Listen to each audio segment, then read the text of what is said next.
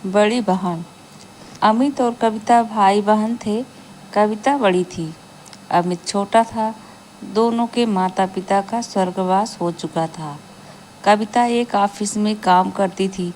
उसका भाई अमित कॉलेज में पढ़ता था।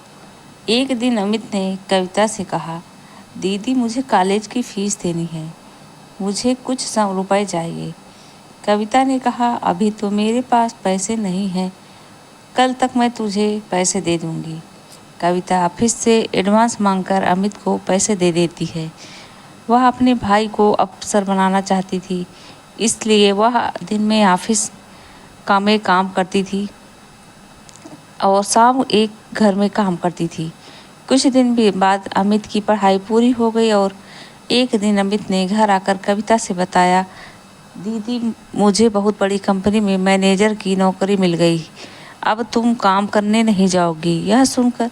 यह कहकर वह जिद करने लगा। हार कर कविता मान गई और उसने काम करना छोड़ दिया। अब वह केवल घर संभालती थी। ऐसे ही समय बीत रहा था। एक दिन अमित ने कहा, दीदी मैंने कुछ रुपए जोड़ लिए हैं और अब मैं आपकी शादी करना चाहता हूँ। यह सुनकर कविता ने कहा, नहीं भाई, पहले मैं तेरी शादी करूँगी, जब घर संभालने वाली आ जाएगी तो मैं भी शादी कर लूँगी। कविता ने एक अच्छी सी लड़की देखकर अमित की शादी कर दी। अलका को भाभी के रूप में पाकर कविता बहुत खुश हो रही थी। धीरे धीरे अलका ने पूरा घर संभाल लिया। तीनों बहुत खुशी से रह रहे थे। एक दिन अलका की माँ अलका से मिलने आ गई। उन्हें कविता शुरू से ही पसंद नहीं थी। मौका पाकर उसने अलका से कहा, तेरी ननद शादी नहीं करना चाहती है, यह तो जीवन भर तेरे पति की कमाई पर ऐश करना चाहती है, तू बहुत सीधी है। यह सुनकर अलका ने कहा, माँ तुम बेकार की बातें कर रही हो, अमित इनके लिए लड़का देख रहे हैं, जैसे ही लड़का मिल जाएगा शादी हो जाएगी। लेकिन अलका की माँ ने कहा, बेटी तू नहीं समझेगी, यह तेरे को कभी चैन से रहने नहीं देगी। अगले दिन अमित ने कविता से कहा, दीदी मैंने आपके लिए लड़का देखा है, आप कहें तो बात आगे बढ़ाई जाए। लेकिन कविता ने कहा, नहीं भाई, मैं अभी शादी नहीं करना चाहती, जब करनी होगी तो आपको बता दूंगी। यह सुनकर अमित और अलका को आश्चर्य हुआ। अलका के दिमाग में माँ की बातें गूंजने लगी। उसके बाद अलका का व्यवहार कविता के लिए बदल गया। वह अमित को सामने कुछ नहीं कहती, लेकिन अमित के जाने के बाद कविता से छोटी छोटी बात पर लड़ती रहती।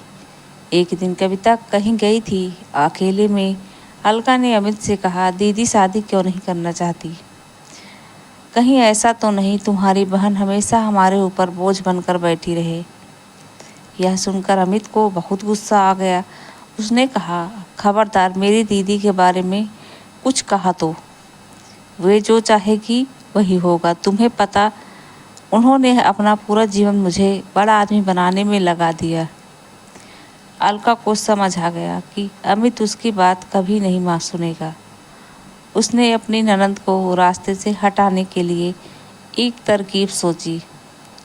एक दिन अलका ने कविता से कहा, दीदी काफ़ी दिनों से मैं कहीं बाहर नहीं गई हूँ, कल हम मंदिर चलते हैं। यह सुनकर कविता बहुत खुश हुई। अगले दिन दोनों मंदिर में पहुँच जाती हैं। मंदिर में पूजा करने के बाद अलका कविता को प्रसाद देती है। उसने प्रसाद में कुछ मिला कर रखा था। प्रसाद खाकर कविता बेहोश हो जाती है। अलका उसे छोड़कर घर वापस आ जाती है। उसे लगता है जहर मिले प्रसाद से कुछ देर में कविता मर जाएगी। कुछ देर बाद जब कविता को होश आता है, लेकिन वह अपनी पिछली जिंदगी भूल गई। वह मंदिर में बैठकर रोने लगती है। शाम को जब अमित घर वापस आकर अलका से कविता के बारे में पूछता है, तो अलका कहती है, दीदी तीर्थ यात्रा पर गई हैं, कुछ दिनों में वापस आ जाएंगी।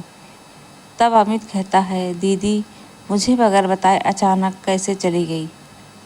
वह बहुत परेशान हो जाता है, लेकिन अलका उसे समझाकर शांत कर देती है।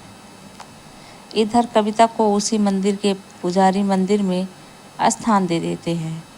वह दिन रात मंदिर में सेवा करने लगती है। मंदिर के सभी भक्त और पुजारी कविता का बहुत ध्यान रखते थे। एक ऐसे ही समय बीत रहा था, लेकिन कविता को पिछला कुछ याद नहीं आ रहा था। काफी दिन बीत जाने पर अमित कविता को ढूंढने निकल गया। वह कविता को ढूंढता रहा, लेकिन कविता कहीं नहीं मिली। एक दिन वह थक कर उसी मंदिर में एक पेड़ के नीचे बैठा था। तभी वहां कविता आई। उसने कहा, भैया, मंदिर में भंडारा शुरू हो रहा है, आप भी बैठकर भोजन कर लीजिए। कविता की आवाज़ सुनकर अमित चौंक गया। कविता को देखकर वह रोने लगा। तब कविता ने कहा, भैया, आप क्यों रो रहे हो? तभी वहाँ पुजारी बाबा आ गए। उन्होंने अमित से पूछा तो अमित कविता के बारे में बताया। पुजारी बाबा ने कहा, ये लड़की यहाँ बेहोश मिली थी। होश आया तो इसे कुछ याद नहीं था। अच्छा हुआ तुम मिल गए, इसे अपने घर ले जाओ। भगवान ने चाहा तो वहाँ जाकर इसकी याददाश्त वापस आ जाएगी। अमित ने कविता को चलने के लिए कहा तो वह रोने लगी और जाने से मना कर दिया, लेकिन अमित जिद कर रहा था। तब कविता ने कहा, भाई, मुझे सब कुछ याद है, लेकिन मैंने जानबूझकर नाटक किया ताकि तुम और भाभी मेरे बिना खुश रह सको। भाभी को मेरा घर में रहना पसंद नहीं है, इसलिए मैं उस घर में नहीं जाना चाहती। यह सुनकर अमित रोने लगा और कविता से बोला, दीदी, अगर आप घर नहीं चलोगी तो मैं भी यहीं रहूँगा।